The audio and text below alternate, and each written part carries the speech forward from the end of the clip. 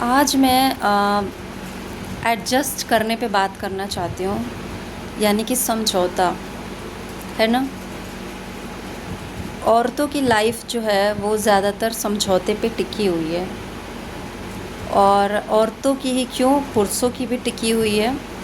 पर औरतों को क्योंकि दूसरे के घर जाना होता है, तो इसलिए थोड़ा अगर रेशियो निकालें तो औरतों की जो लाइफ है वो थोड़ा ज़्यादा एडजस्टमेंट पे टिकी हुई है।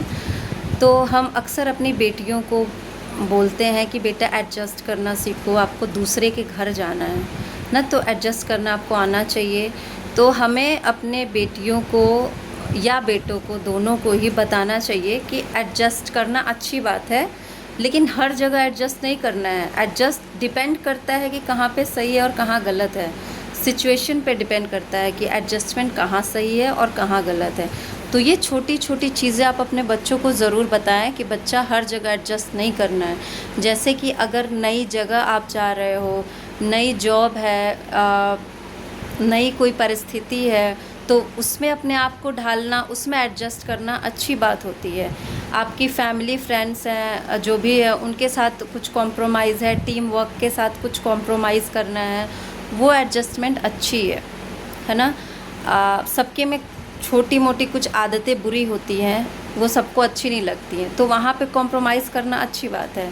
लेकिन अगर आपको कोई बार बार इग्नोर कर रहा है, अगर आपको कोई बार बार डिसरिस्पेक्ट कर रहा है, अगर कहीं पे आपकी आइडेंटिटी खो रही है, अगर आपका कोई जॉब है, कोई ड्रीम है, वो उसको पूरा नहीं किया जा रहा है, अगर आपको कहीं पे शारीरिक प्रताड़ना दी जा रही है, मेंटली टॉर्चर किया जा रहा है, तो ये सब एडजस्टमेंट नहीं होता है। इसको आप एडजस्टमेंट मत मानिए।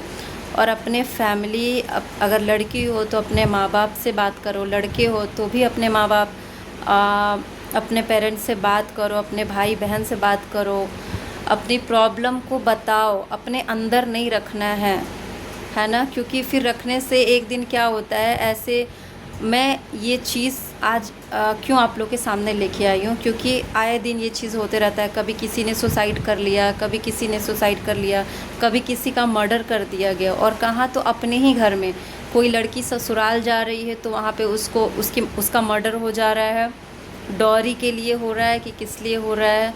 कोई जैसे अमन कुमार शर्मा जो कि दिल्ली के जज थे, जिनका ये था कि उन्होंने पहले बताया था कि मतलब लेटर लिखा था शायद, कि उन्हें उनकी पत्नी और उनकी मतलब पत्नी की बहन उन्हें बहुत टॉर्चर करती थी, तो इसकी वजह से उन्होंने सुसाइड कर लिया।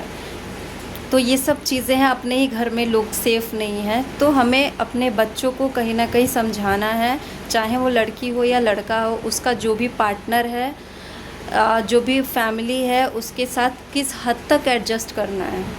अगर कोई आपको टॉर्चर कर रहा है, कोई मार रहा है, पीट रहा है, डिसरिस्पेक्ट कर रहा है, आपको बुरी बुरी चीज़ें बोल रहा है, तो वहाँ एडजस्ट नहीं करना है, वहाँ सीधे आपको आवाज़ उठानी है और देर नहीं करना है, क्योंकि देर होने के बाद जान चली जाती है और हाथ में कुछ नहीं आता।